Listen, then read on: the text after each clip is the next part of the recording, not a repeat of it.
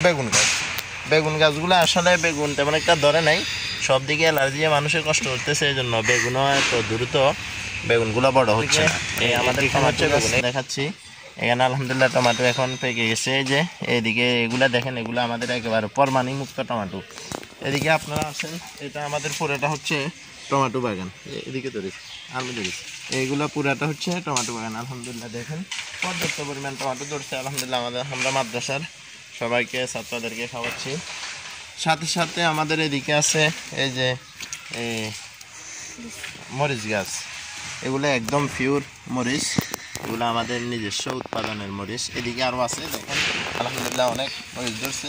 এই যে এগুলো আমাদের নিজস্ব মরিচ, এগুলা আলহামদুলিল্লাহ আরও বাতি হবে। এরপর আমরা এগুলা ইনশাল্লাহ মাদ্রাসার কাজে বা বিক্রি করবো আপনারা।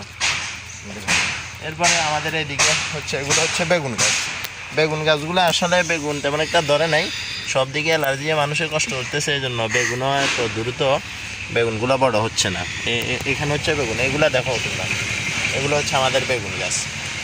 তো আপনারা আমাদের দেখেন ওইদিকেও আমাদের অনেক বেগুন গাছ আছে। এদিকে আবার আমরা নতুন একটা উদ্যোগ নিয়েছিলাম, ওইদিকে মূলা ছিল, এদিকে এটা হচ্ছে কুমড়া বাগান। এখানে মিষ্টি কুমড়া ধরছে, এই যে ফুল করছে। এভাবে আলহামদুলিল্লাহ আমরা পুরোটার মধ্যে সুন্দরভাবে পুরোটার মধ্যে করতেছি আলহামদুলিল্লাহ আমাদের ফসলাদি। ওইদিকে আমাদের